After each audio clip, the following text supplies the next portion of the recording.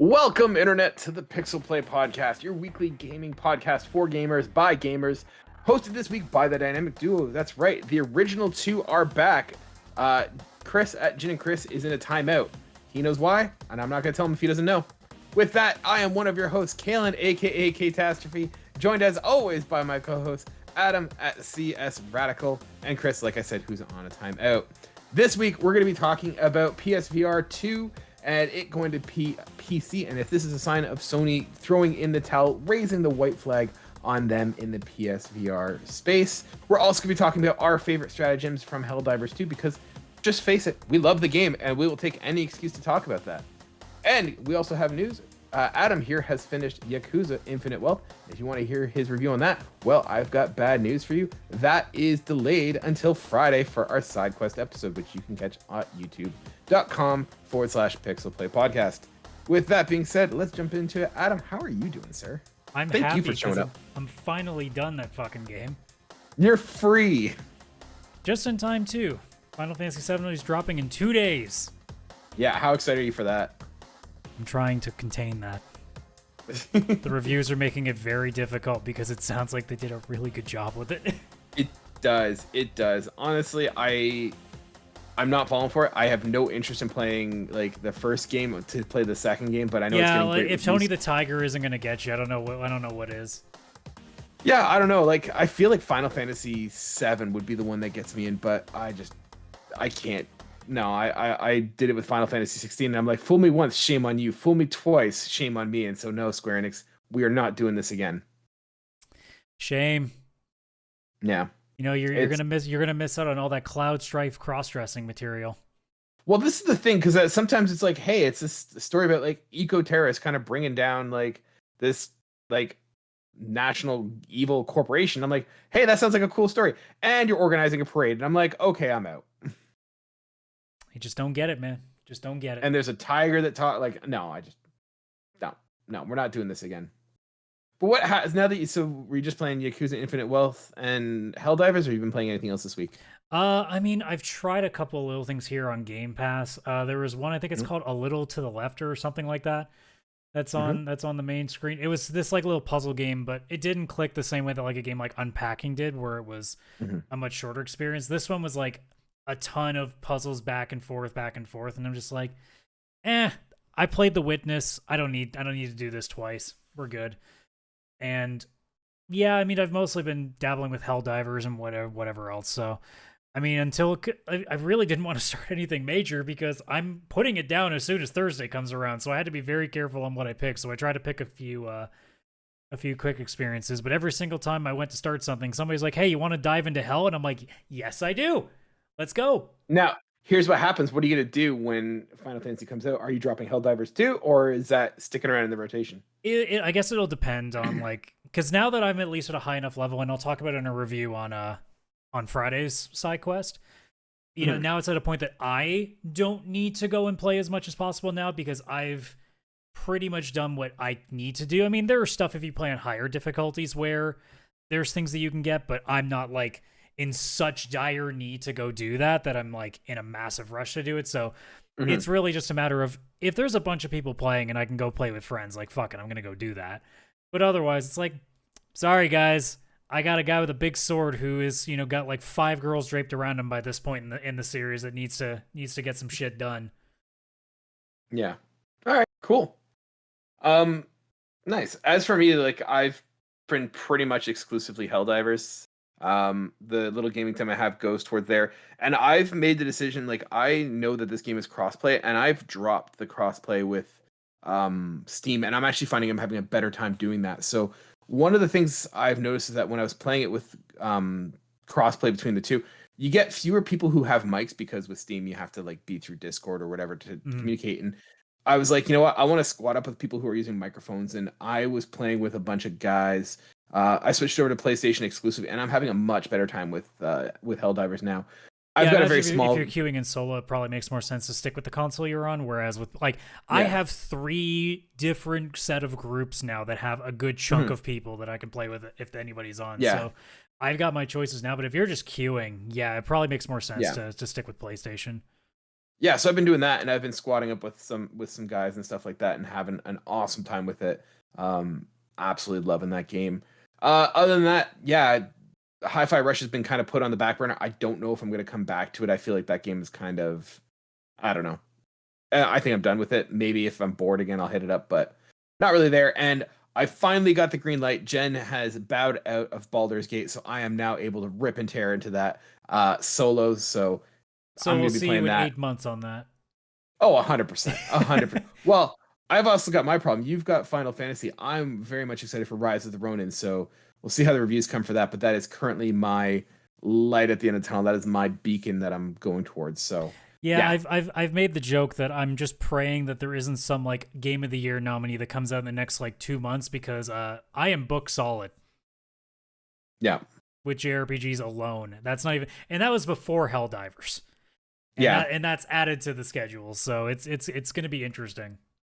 I don't imagine that Rise of the Ronin is going to come out and be like something that sets the world on fire. I think it's probably going to be like a 7 or 8, but it's got a Ghost of Tsushima meets Assassin's Creed vibe for me, and that's Yeah, pretty like, much I'm tucking hoping it all it the does strings enough in. things interesting that it at least like makes it worthwhile at some point. Whether that means playing it within a couple of months or waiting till it's maybe like half off, but that's kind of where my hope lies. I mean, I know when we did our ratings, like I was mostly like in the middle ground, being like, I think this will be fine, but I don't think it's going to be like it's going to be, you know, super high quality. I'm just hoping that, you know, we get some more fun stuff from companies outside of the norm usually. And Bandai Namco hasn't really been like that like super like 9 out of 10 like high quality stuff. It's more like they're always usually in the middle ground, so. Yeah. No, I agree, and we'll see where it goes, but yeah. Speaking of new games coming out, PSVR is going to be getting a whole bunch of new games too. Sony this week, or I guess within the week that we wrote we did the last show, they've announced that they are starting to work on support for PSVR2 going to PC. And with that, I kind of want to ask you, Adam, is this Sony throwing in the towel on VR? Are they giving up? Is this now kind of being like, hey, we're done. We're sending it to PC. It's their problem now. We're backing out. Because frankly, I've not seen a lot of support for this. I'm not seeing them promoting any huge games. I don't see any studios working on it. And hell, this week, or even today, Sony let go of Studio London, which made one of the best VR games for PSVR 1, and now it's closed. Like, what does this mean for PSVR 2? Is it dead? Is it dead? No. Is Sony mostly done with it? Yes. I think it's at the point that, again, and I've said this plenty of times when we talked about this peripheral, it's like, I know that this isn't going to be like a major success for Sony.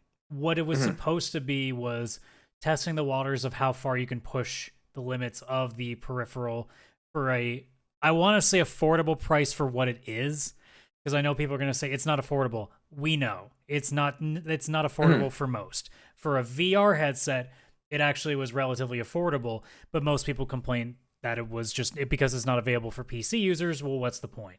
You're not buying a console just to play with a VR headset.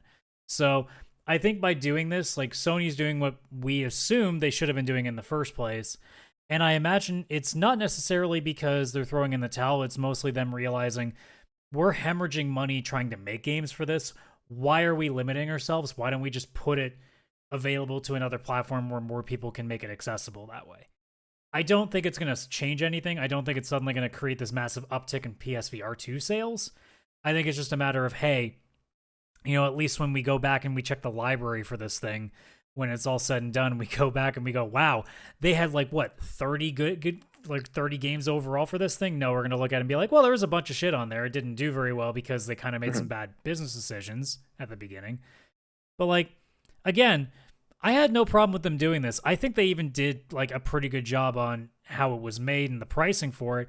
The problem is as we've said many times, it's still a very niche market, so you're not going to get enough copies to be sold to really justify having studios consistently working on games for these. More often than not, you were going to be getting by on third party. And I mean, let's be honest, there are companies that are not going to be going out of their way to make games for one VR headset, rather than, you know, making it for PC where you have a different set of headsets entirely that you can go for. So this is the right move. It's just a little late for them to be doing that because they should have done that in the first place.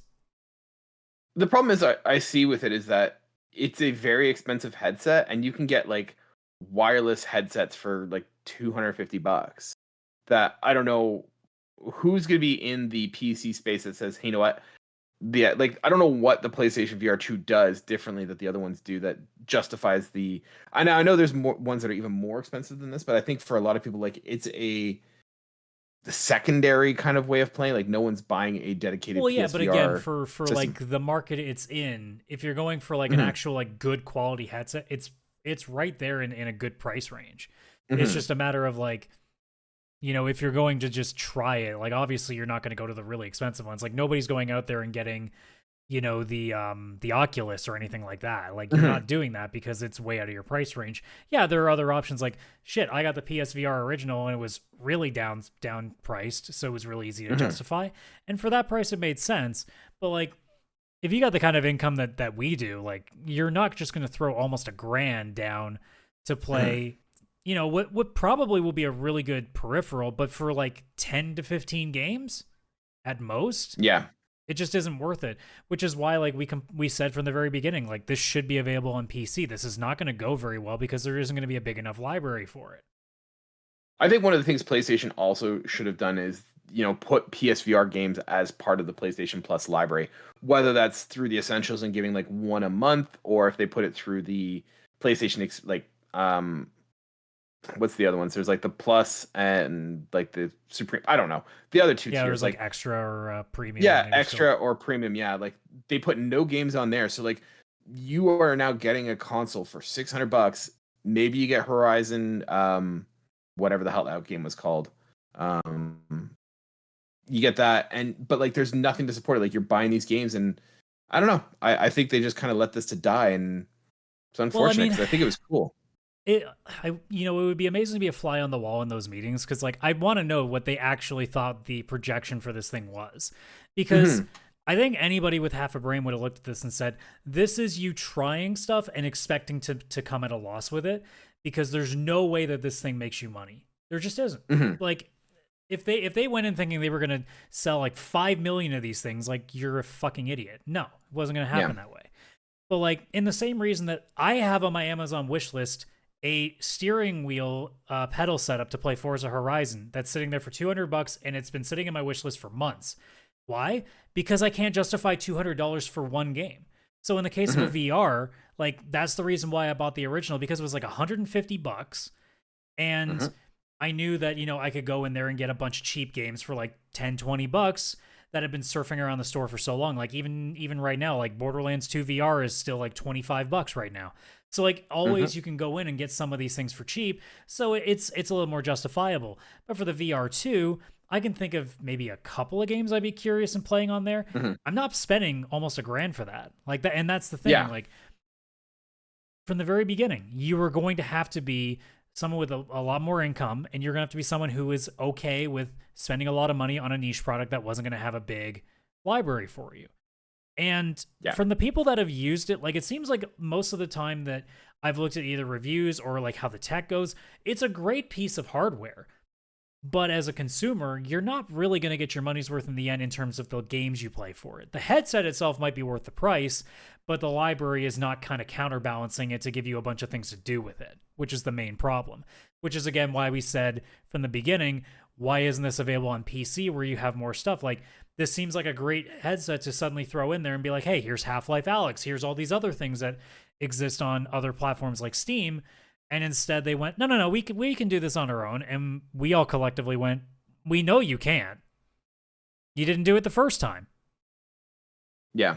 It's one of those things, like, I think Sony needed to support this more. I think having studios dedicated, because, like, I can think of maybe, like, 3 games that Sony made themselves, and the rest is like, hey, these are either games that were on PSVR 1 or are coming from PC, and it's like, okay, you have to spend the time of building up that catalog of great games so that I want to, when I say eventually pull the trigger and say, hey, I'm going to get VR2, there's a whole library of games, right? Like, you're not going to have people buy, like, they were looking for the sales before they got before they started supporting it, and it needs to be the other way.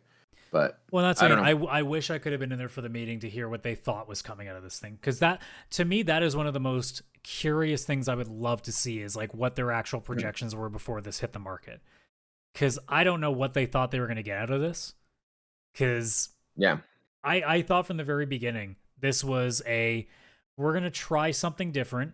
We don't expect to make a ton of money on it. Our hope is to like at least break even and make maybe a little bit of profit, but it was more like, hey, let's really push the VR scene out there and try to get more people to run with it. And it just hasn't worked. Like VR gaming, I don't feel has gotten any bigger. I don't feel like it's gotten any less than what it already is. I think it's just kind of stood pat, and that's not what you're hoping to do when you're putting out a console or a VR console into your market where, to be honest, you're already struggling as it is to get a consistent run of first-party games out there right now, with obviously we're not going to be seeing anything till March next year minimum. So it really just take away of, there's this time that was being wasted by having studios work on these VR games, and they're just not going anywhere. Not to mention with these layoffs now, there's a few games being canceled. Apparently there was a Twisted Metal game that is now no longer going to be a thing here. So it's just going and adding on to those things that, we've been saying it on and off for a little bit here, but Sony's been very questionable as of late. And these layoffs make it really obvious. This decision with the VR2 is making it very obvious. They really got a little in over their heads again and thought, much like the PS3 when it initially came out, it's like, we can just throw anything out there and we'll make a buck. Yep. No. Yeah. No, you can't. We are in the full swings of arrogant PC or arrogant PlayStation era. So happens every other generation, it seems. Yep. No, and it's unfortunate because like I look at something like London Studio, they made Blood and Truth, and that game was fantastic. I love that game. But it's just funny that like I think of Blood and Truth, one of the best VR games, canceled, and that studio's closed, or that game came out, now it's closed. And the other one I think of is Gorilla Cambridge, who made Rigs. No, they made Rigs back when that's right.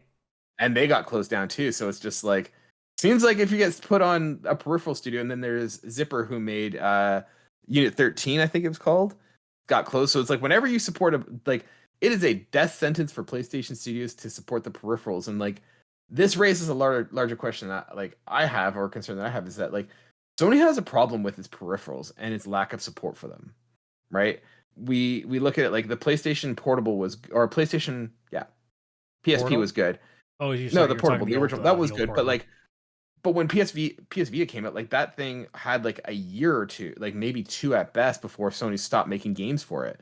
They have a real tendency to give up very quickly.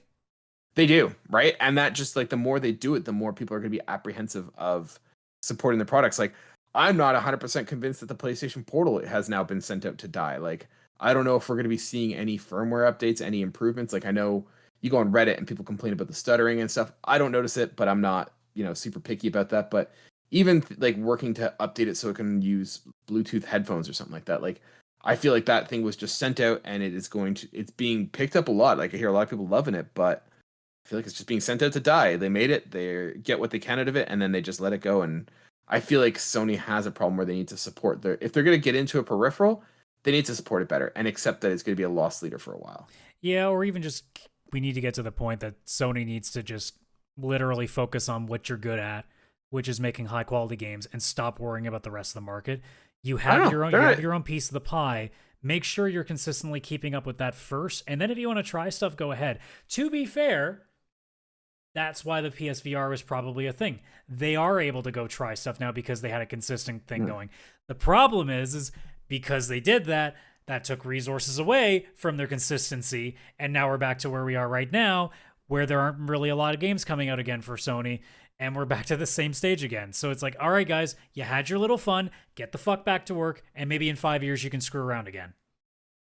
Yeah, no, I completely agree. I think it's one of those things that it's going to be harder and harder when they come out with peripherals and stuff to get people on board to buy them. Well, and it's frustrating too, because it's like we keep this pattern going, like you said with the Vita before that. It's like, guys, like, you're businessmen. I know you're not stupid. I know that you guys understand how patterns work. You have charts. Yep. You use Excel. You see these things. How do you always keep making these mistakes? It's like how we're just waiting for Capcom to fuck up Resident Evil again, because the pattern always happens. They do a couple of good remakes, and then a new game comes out and it sucks. So I'm waiting for what Resident Evil 9 is, and to be like, guys, you keep doing it.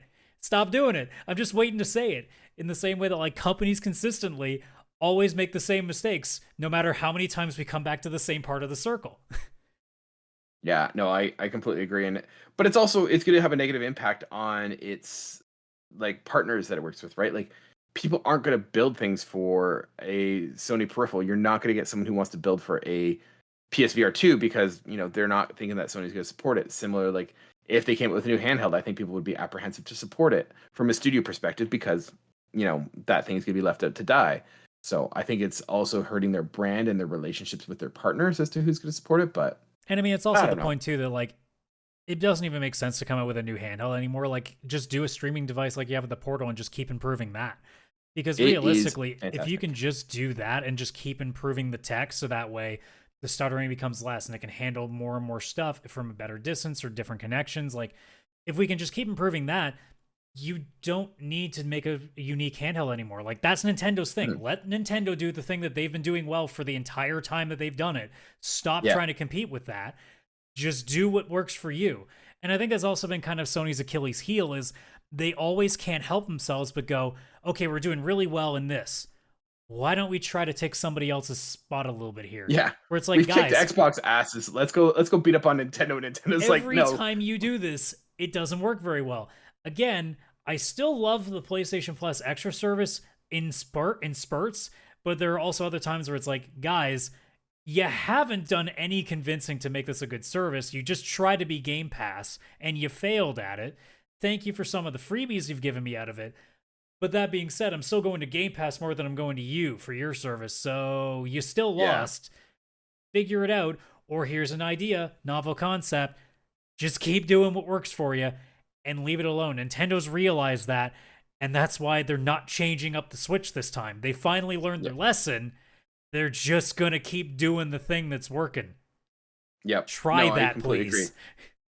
Sony has a tendency of going for the check mark of like, do we have a VR system? Check. Like no concern of whether it's good, whether it's thriving. It's just done. We got it. Do we have handheld? Yes. Check. Now, granted, I love my Portal. I'm not like knocking that, but just check. We have that. Do we have a Game Pass competitor? Check. Like no one checks to see if it's like working or if it's, meeting the expectations. It's just, yeah, we have that. Don't worry. We're covered. Yeah. And the unfortunate part too is now 10,000 people have lost their jobs essentially. In different companies, but for Sony specifically, I can't remember what the exact number was for them, but like a bunch of people have lost jobs within their various companies because, let's be honest, they made some bad business decisions. The profit margins aren't hitting the way they are. Again, they're not losing money. They're just not hitting their targets. So they're making them look better for shareholders, and when they've cut a bunch of people because they can't make good decisions because you have people that are making decisions that are just going, check, we need that. Check, we need that.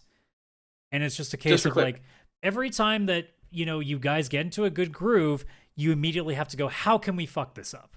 And you do such a great job of that. You always done fuck it up.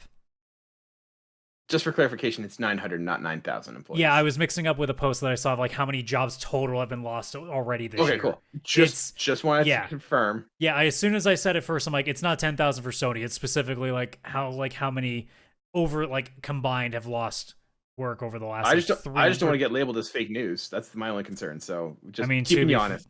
To be fair, who's watching us enough to call it fake news? Hey, we have dozens of fans, and we appreciate them, and we keep ourselves honest for them. Well, we'd have more than dozens of fans if y'all watching or listening to this would share it to your friends. Come on, man. Plug the show. Good for you, man. Appreciate it.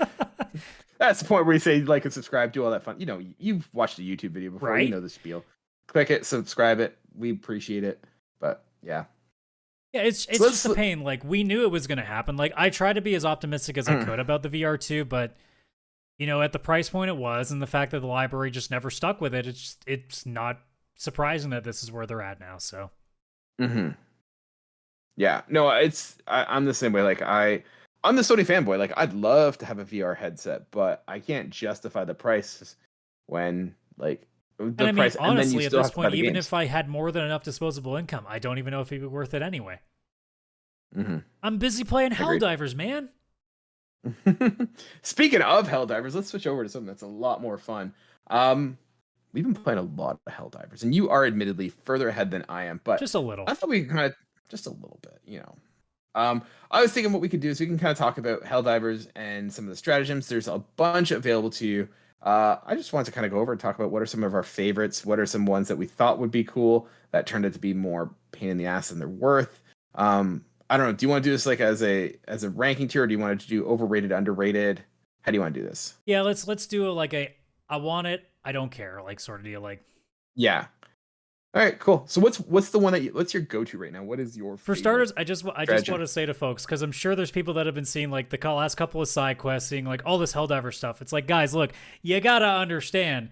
I think this might actually be the first time in the show's history that all three of us are playing the same thing. Yeah, because it don't happen often.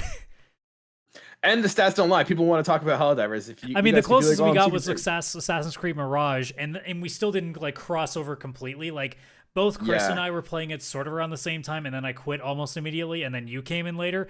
But that's like the closest we've gotten, or I guess like Final Fantasy 16. But also, I don't like talking about 16 because it sucks.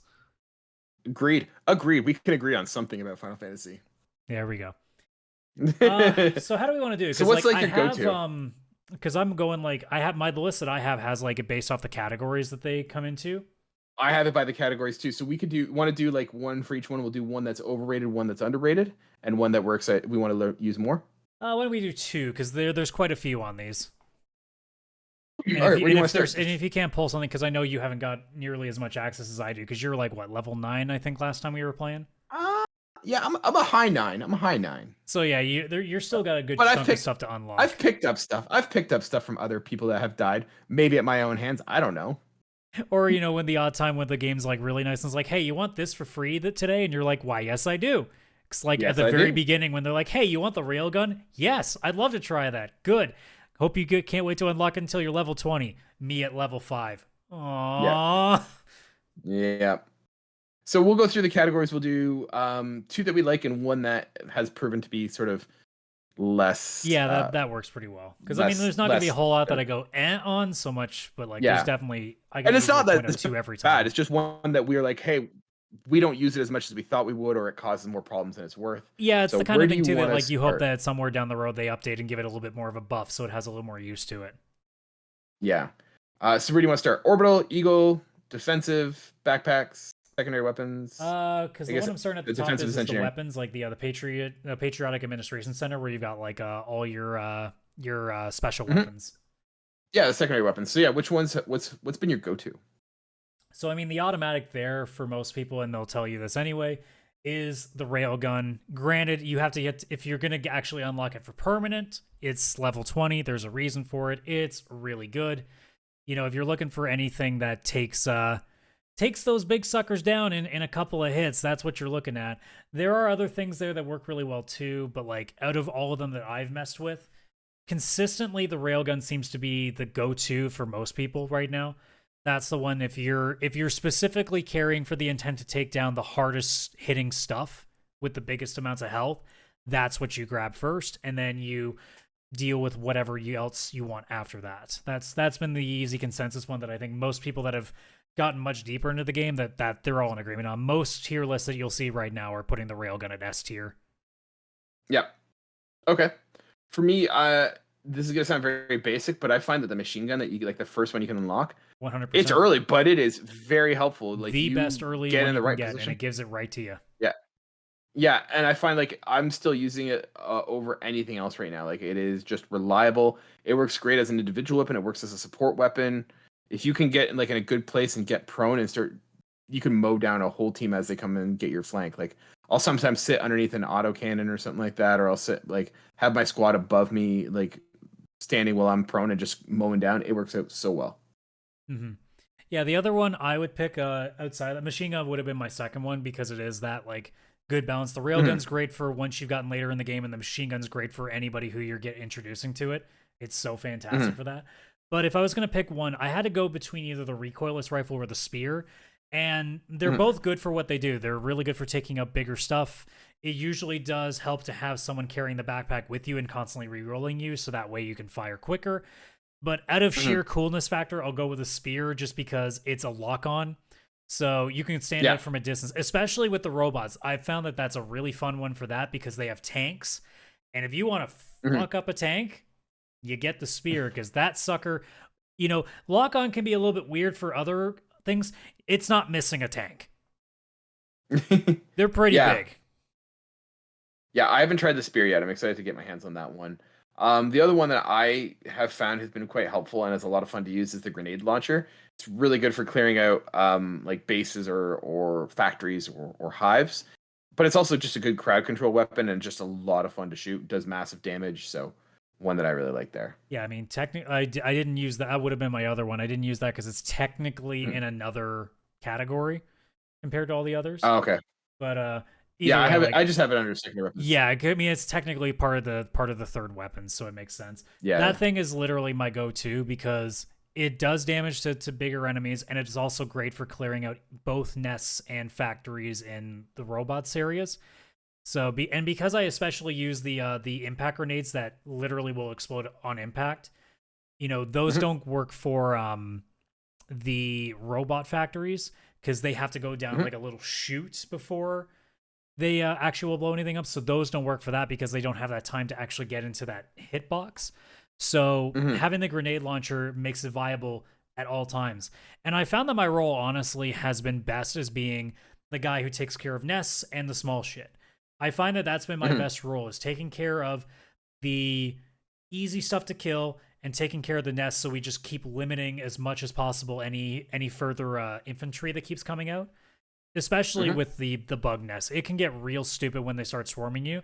So when I'm taking care of the nearby nests, it just really helps reducing people while they're dealing with, bigger enemies like the chargers, or if there's a stalker somewhere in the map, or those bile spewers, the really fat, like bubbly ones that like just spew a bunch of acid at you. Yeah. So I found that what works really well for me is taking care of all the stuff in the background while people are trying to focus on the stuff that's really going to kill you. Yeah. Sorry, looking at here, I got that one wrong. So I'll say that for a later one. But yeah, the one that I've kind of not found to be super helpful is the stalwart. I feel like I'll just use a machine gun instead of a stalwart. But yeah, it's really just a machine gun with a higher fire rate. So I mean, it's if you're looking to kill a little faster, sure, but you also got to make sure that you're not spraying too much. So that's the only downside to it. I don't think this one's bad, but it's the closest I can think to being underwhelming. It's the flamethrower, because it's really good for the small bugs, but for anything else, it really doesn't do as much damage as you need it to. So, I'm sure either at some point maybe they'll buff it, or maybe they change it so that it melts armor faster or something like that. Just something to make it against larger enemies works better. Because like if you go into an army of the little tiny spewy bugs are the ones, or I think they're hunters, the ones that have like the claws that will swarm you really quick. They're great for those. But for anything else, it's completely useless, and you'd be better off having something explosive like a grenade launcher, which can basically do the same thing, but also will help you with the bigger stuff. So that's one of those things that I think at some point they'll just give a little bit of a buff to make it a little bit better. Yeah, for me, the one that I kind of have looked at and I'm like, I don't really need this one, is the expendable anti-tank. And the sole purpose, it's a single shot, use it and then dispose of it. So it's great when you're looking for something in a pinch, but it doesn't. You really, if you unlock everything else, like having a railgun or a spear or a recoilless rifle, you're better off with those.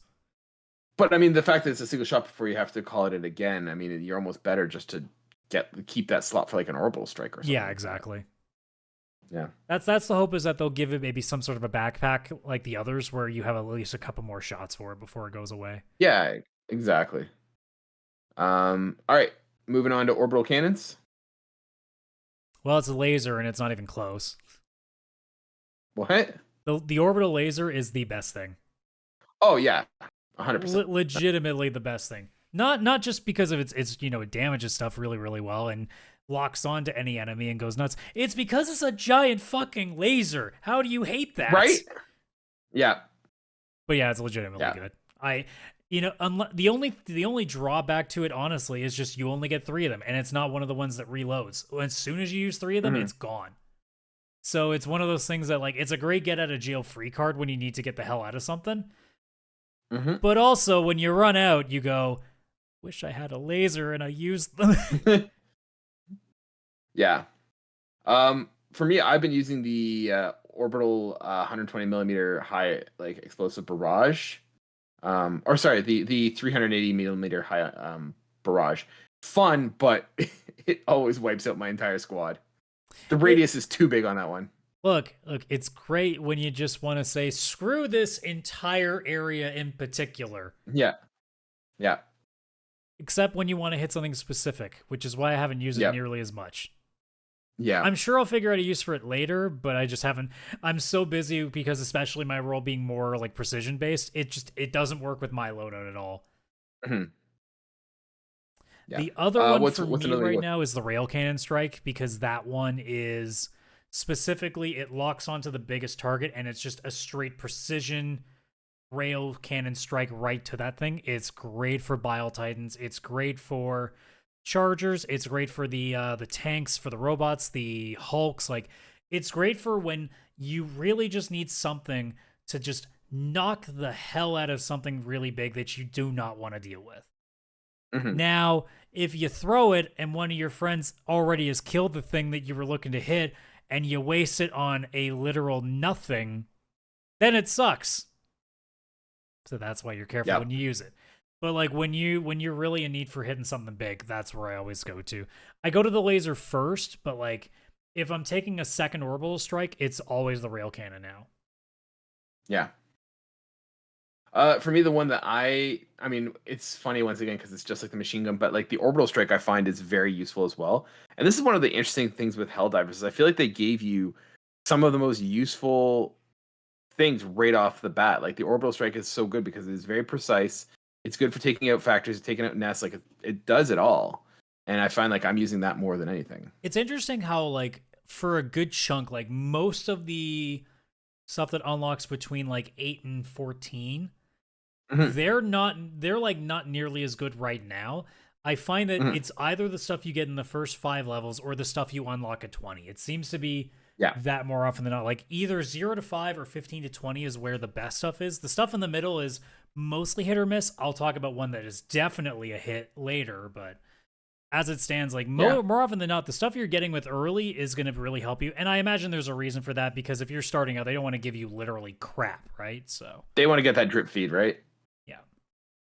The one I'm interested to try is the orbital walking barrage. That one looks pretty cool. That one is pretty decent. It's mostly there if you're trying to push things back. So if you have like a bunch of robots charging at you, that's really helpful to just drop it at your feet, start walking away, and then watch it slowly trickle further and further back as it starts hitting the things that are coming towards you. It's really great on defense portions. Yeah. But it's another one of those things that, like, in some cases, people will just opt to take something different first. For me, like, right now, it's the airburst strike. Not because I don't think it's bad. It's just because, like, for what it does, I have 3 other things I would use first. We have better options, yeah. I'm agreeing with the orbital airburst. All right, moving down to Hangar Stratagem. This is the Eagle. This is my favorite category of stuff. There's some fun shit in here. Yeah. The one I'm gonna go first on this one. The one that I love the most is the Eagle Airstrike. That one is just so much fun. It feels like something out of like Vietnam, kind of like.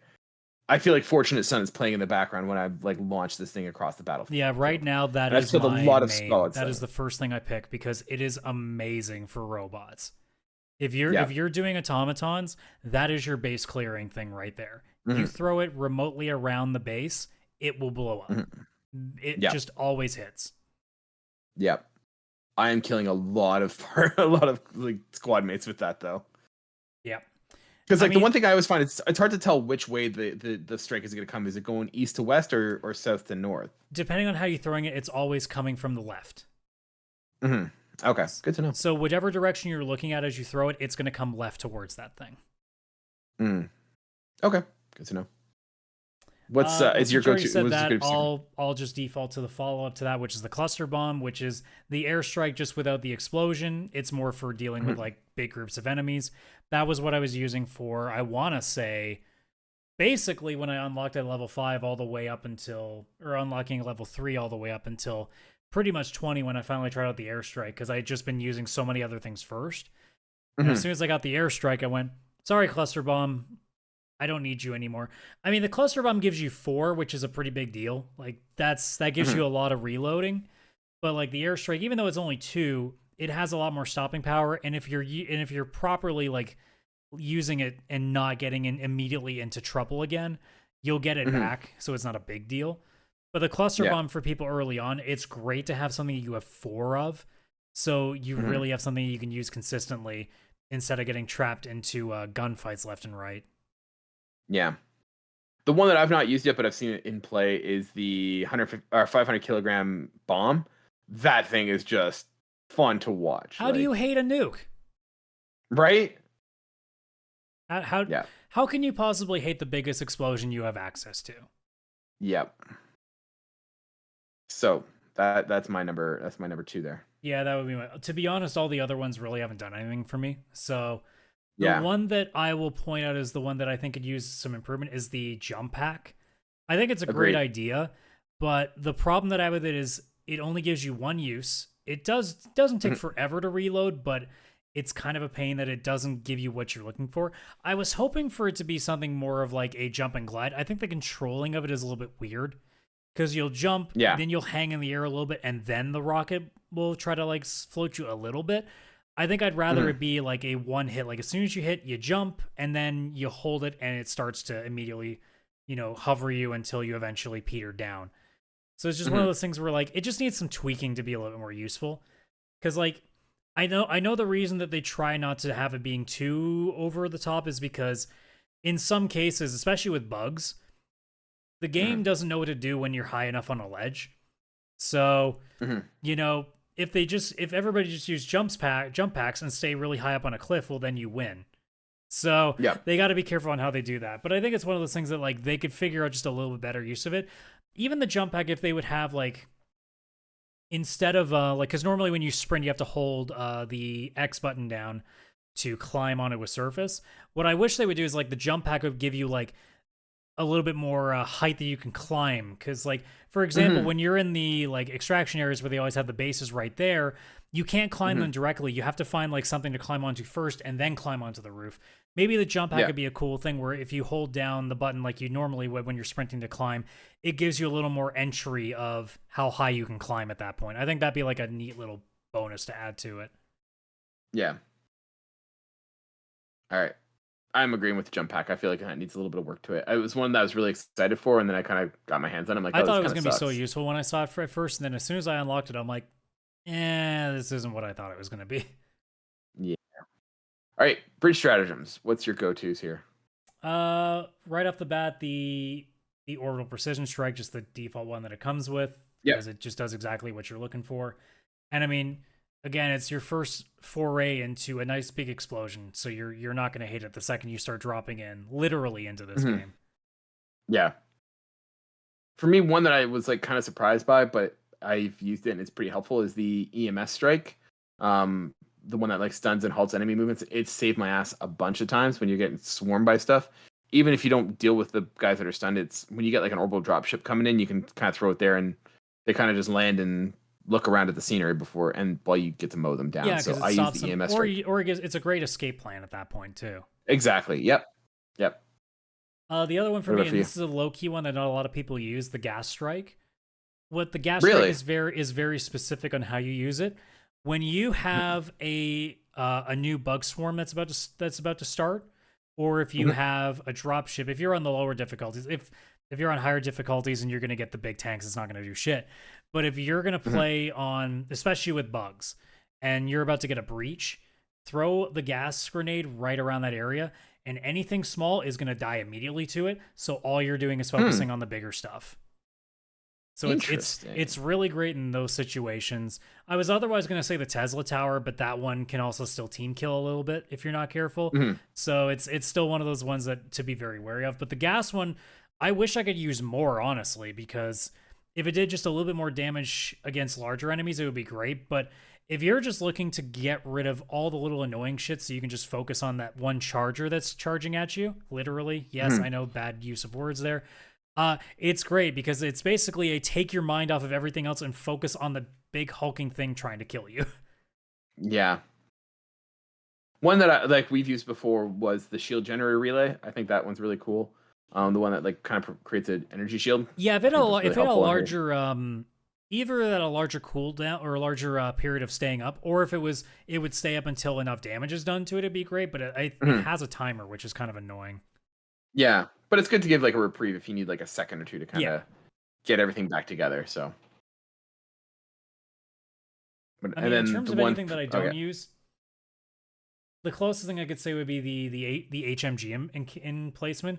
Not because it isn't good, like it's great. It's just it doesn't reload. So you'll use it real quick and then it's gone, and then you're like, well, I guess that's gone for 3 minutes. See, I haven't used the smoke strike yet, and I feel like the smoke strike wouldn't be super helpful either. It's good for robots because it keeps them from being able to actually shoot you when you're trying to run away from them.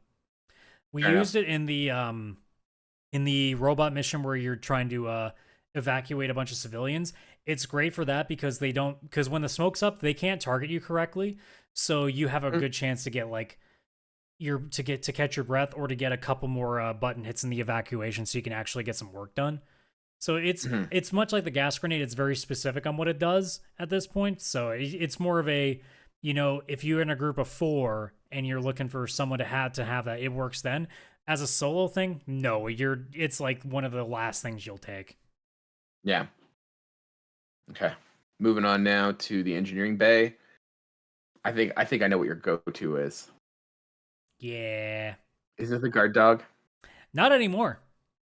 Oh no? No, it's the shield generator. Now that I hit 20. That thing is my lifesaver because it means now I can screw around a little bit more or run away and then not have to worry about getting killed nearly as fast. But other than that, the guard dog rover's right next there. Having a laser cannon roaming around for bugs is fantastic. For automatons, I don't use it nearly as much. I usually will use the shield generator because since they can shoot you from a hell of a far distance, it's better to have something to protect you than it is for something to shoot back because they usually aren't right next to you the way bugs are. Yeah. I know I mentioned the grenade launcher already, but I'm going to ignore that because I want to talk about other things. The one that I used a lot that I thought actually, no, it's in this one. So yeah, we got the grenade launcher. I've used the personnel minefield as well, and that works pretty well. The anti-personnel minefield. I've used that especially in extractions to kind of close off one route, and especially when you're dealing with like bugs and stuff where they swarm at you. It does a really good job of kind of keeping them at bay. Yeah, it's very similar to the gas strikes where you basically just look at an area and be like, all right, for a good chunk of time, I don't have to think about this spot. Exactly. Yep. In terms of anything that I would say is not doing its job right now, it would be the incendiary mines. Those have not done what I want them to, mostly because I don't think they're as powerful as I'd like them to be. If I wanted fire that badly, I would just have a napalm strike from the Eagle side. Like, they're okay, but like, if you're going to even take mines, they're not the best mines. And even in the engineering bay alone, there are at least 5 other things I would take before even considering the incendiaries. So yeah, the other one that I tried and I didn't really like the experience, or I didn't find it useful, was the arc thrower. That one is very niche. Like you have to wait for them to get close, and I don't want them getting that close before I can start having a solution against them. So yeah, it's really good when you have somebody to protect you with.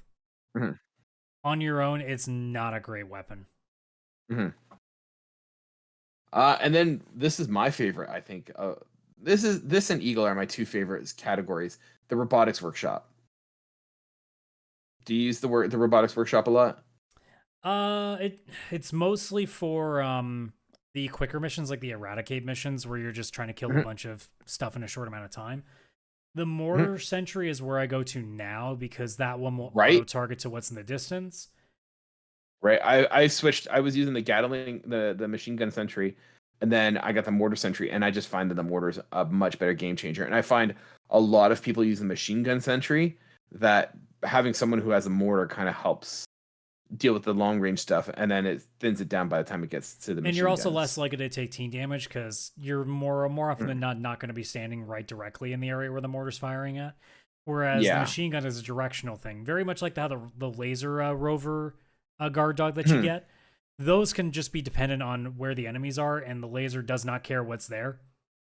So in the sentries, they don't care what's standing there, they're just aiming at what they see.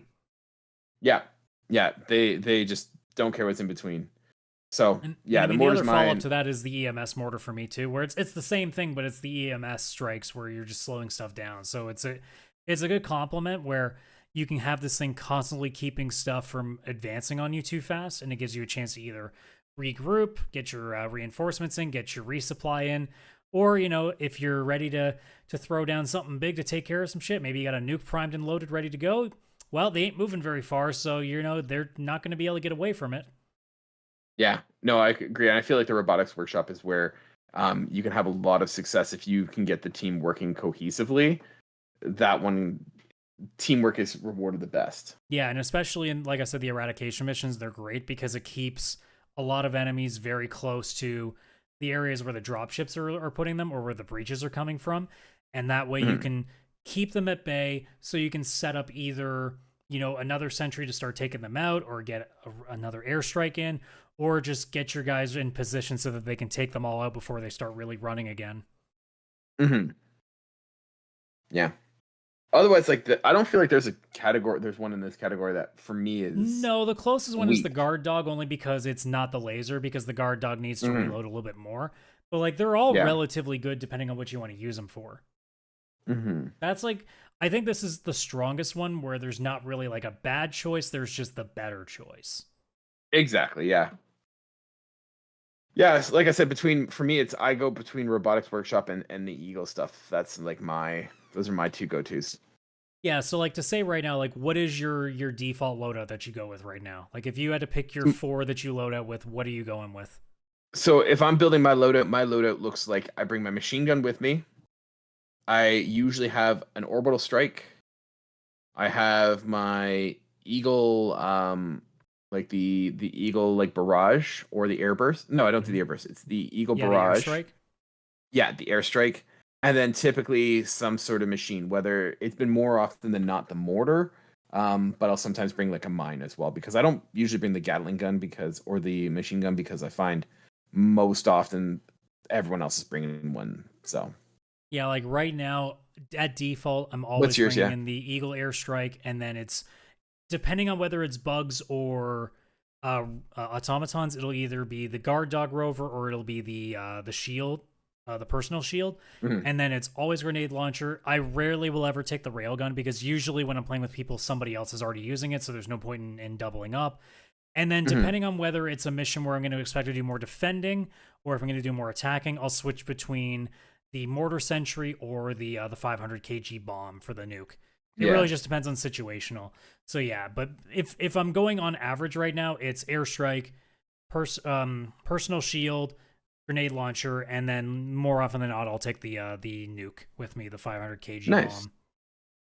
Awesome. Cool. Go play Helldivers. It sounds like a plan. Let's wrap it up. We're going to play Helldivers. Ladies and gentlemen, thank you so much for 3 weeks. We do it constantly. We can't help it. It's so good. Yeah. Maybe next week we'll talk more about Helldivers. And the servers work. Yeah, the servers do work. They heard our side quest last week, and they're like, fuck those guys. We're gonna fix them right now. Well, people are finally getting booted for being AFK, and I think their current capacity is at 800,000, so it's been holding relatively strong now. So who knows? We don't know what the hell we're talking about. So yeah, but we're gonna go play more Helldivers. And you should too, ladies and gentlemen, because that's where we're going to wrap it up. If you like that, you want to see more, we host a podcast every Wednesday at 12 p.m. Eastern Standard Time on YouTube.com. You can also find us wherever you get your podcasts. We also do video podcasts on Spotify. We still do that, right, Adam? Yes. Awesome. Cool. If you like that, you want to be part of the show, you can always email questions. You can get a hold of us. We also have a Discord. You can find all that information at linktr.ee/pixelplaypodcast.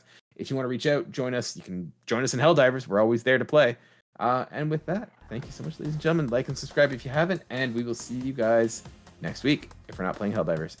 And maybe Chris will be back.